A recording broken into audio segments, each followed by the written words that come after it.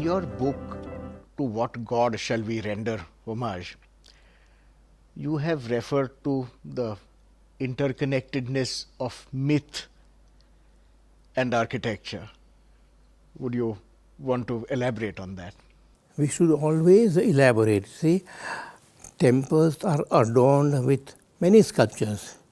Even where temples do not have sculptures in carving on their walls or in niches, there are many.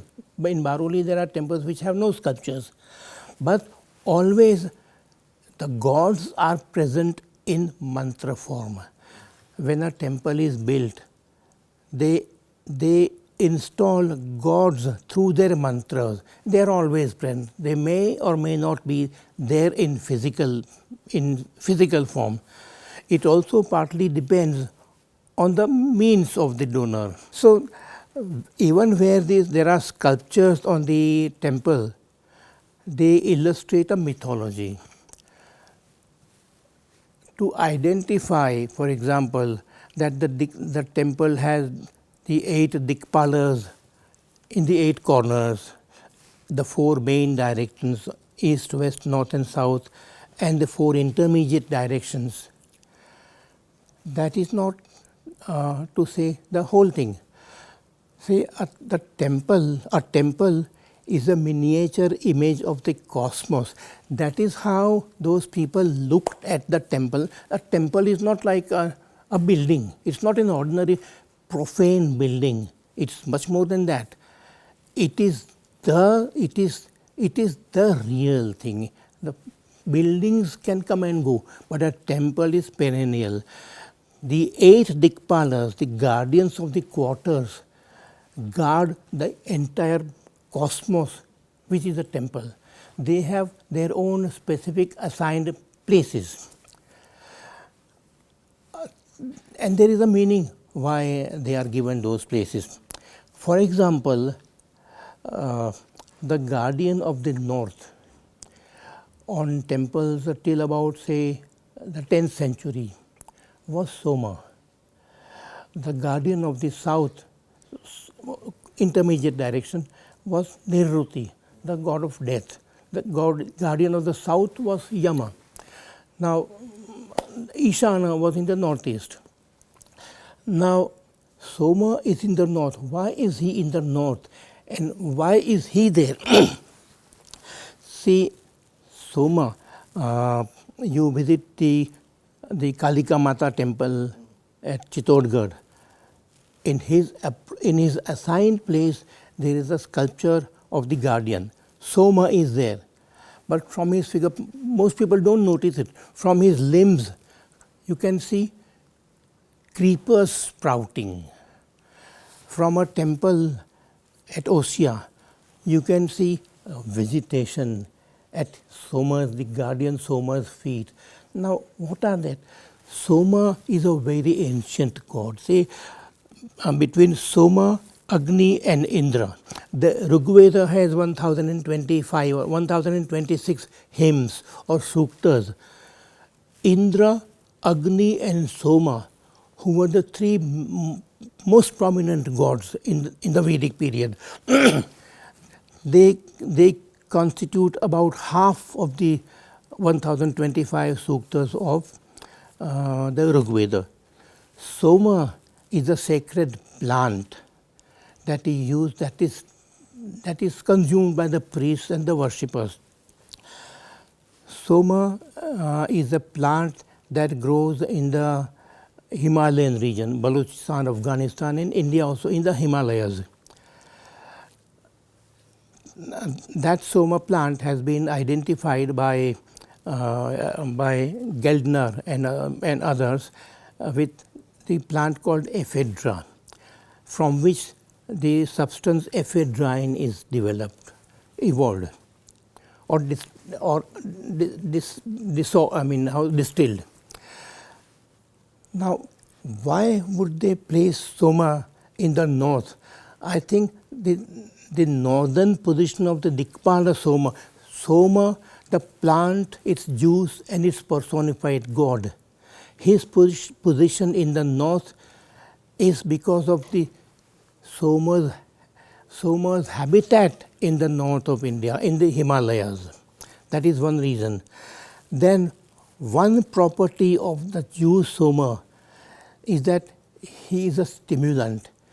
During sacrifices, so the draft of Soma, the Jew Soma, would stimulate the priests to keep them awake, not to make them fall asleep. From falling asleep, the Dikpala, the guardian of a quarter, is a guardian. He is a sentinel. So it was appropriate to place Soma, someone who is watchful, who is a guardian, who is a sentinel in that particular quarter. That, I think, that is the reason why Soma is placed in the north. Why Soma is a Dikpala and why Soma is placed in the north. Then after the 10th century, Soma gives way to Kubera, who is also a Yaksha, but also from the Himalayas, from the north. This. And so myth cannot be separated from No. temple architecture. We have to understand, like say Yama in the south and Nirruti in the southwest. We have to study those also and understand they are not mechanically placed. Their position is not mechanically determined, but it grew out of religious practices. The Acharyas and Sthapatis were well aware of what they were doing. And going back to your previous question, we simply mechanically build a temple without understanding them would be doing injustice. We would at least, to put it mildly, we would at least not be true to the authentic tradition. And to understand architecture and art, one needs to really have these kinds of interdisciplinary approaches. Yes. So mythology, Yes. which has to be Yes. really backed up by a study of language, by a number of technical disciplines. Yes. The interdisciplinary nature of the study of temple art and architecture is something I think you really support. And you agree? See, in architecture, it was customary to place nagas, for example, in recesses of temples. Recesses which are in architectural terminology known as salilantaras, where water is drained off. Nagas are aquatic creatures. So it is most appropriate to place an aquatic creature in a recess where water is supposed to, it's a drain. That we simply describe these sculptures that he is so and so god is in a niche on the south wall or east wall. He has 4 arms. He holds a Shankha Chakra Gada Padma, etc. That is not scholarship. That is anyone who goes there will observe. But we have to understand why this was. Going back to the previous thing, the Dikpalas. Dikpalas are guardians of the temple, which is a cosmos.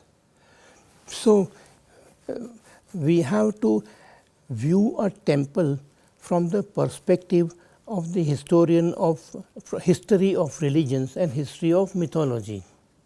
That only will be enough. That will be the only adequate thing. Not simply describing, even dating. Dating a temple may be of interest to a museum curator who is responsible for his collections, or it may be of importance to a collector of antiques. But for a scholar, it is dating a monument or dating a sculpture is not everything. Say, when art studies was in their infancy, it was like, say, you can give the example of James Todd, the British explorer and diplomat, who travelled in Western India and who was a political agent of the East India Company in Rajasthan around 1820 or so. He discovered many sites. He discovered Menal, Bijolia, Baroli, Jhalawad, the Shitaleshwar temple, etc. And he described them. He discovered the complex of 9 temples at Baroli, stayed there for many weeks, had the jungle, had the growth cleared, described those temples as best he could. He had the sculptures, drawings made, gave an account, a descriptive account. That was scholarship in that period, but that was in the early 19th century. We are in the 21st century. We have to go beyond that. We have to understand temples in a deeper sense, not just by describing. We have to interpret them. We have to ask ourselves, would these Thapatis and Acharyas of, say, a temple like Modhera, with which I am concerned, if they ride on a time machine and reach the 21st century, they pick up our book, they pick up my paper, or they pick up, there is a whole book called The Sun Temple at Modhera by Wibke Lobo. Very exhaustive book. There have been many publications. Which builds a chronology, it's an excellent book with a description of all the gods, with diagrams and the descriptions. Would they be happy? Would they think, have they understood our mind? I think Modhera was brought to the attention of scholars at the end of the 19th century by James Burgess and Henry Cousins. They visited there in around 1896, and their book was published, Architectural Antiquities of Northern Gujarat, in 1903 or so. The sun god was well known. They observed the images of the 12 Adityas on the walls of the Guda Mandapa. They also observed the 12 images of goddesses. They described them, and that has been continued. But and the sun in the temple is known as the Sun Temple of Modhera. But scholars ignored the fact that there are 2 squares built in such a way that 12 niches result on the Garbhagriha and 12 niches result on the Guda Mandapa. And the 12 niches of the Garbhagriha have the Adityas, which are easily identifiable. But the Guda Mandapa has 12 goddesses. Simply calling them goddesses is not enough.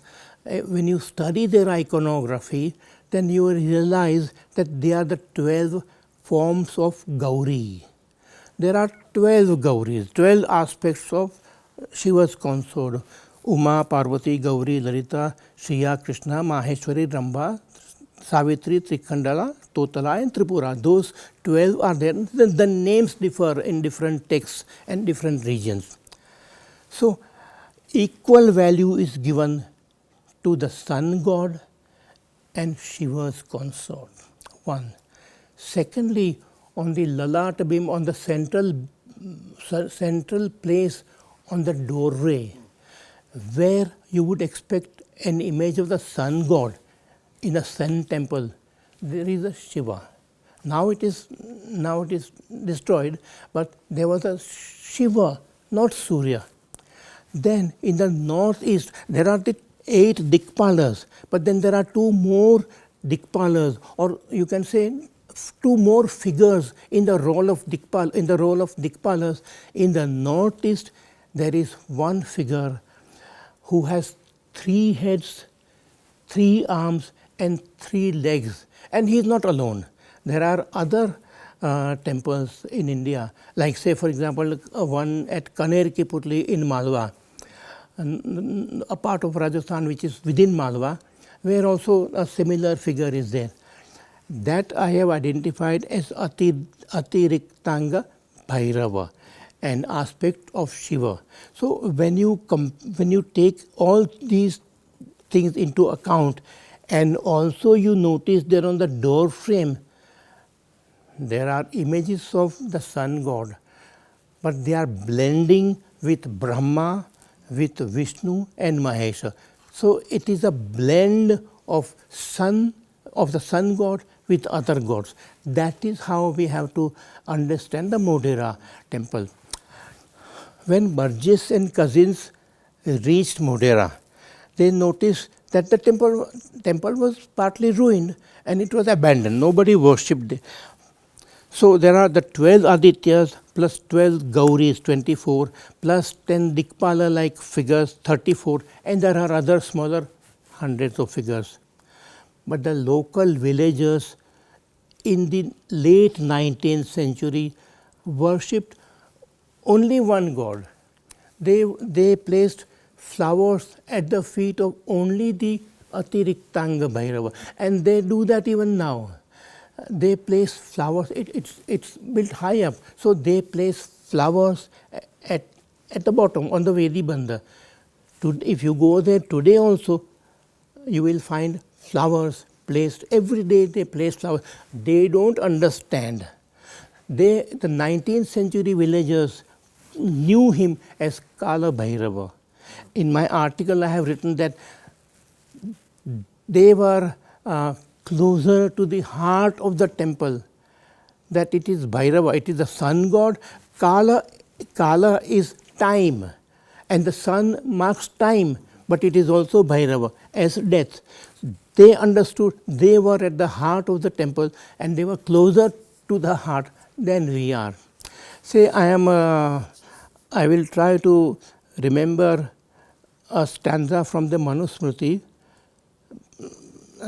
The last part is Atmana Vedo kilo dharma moolam.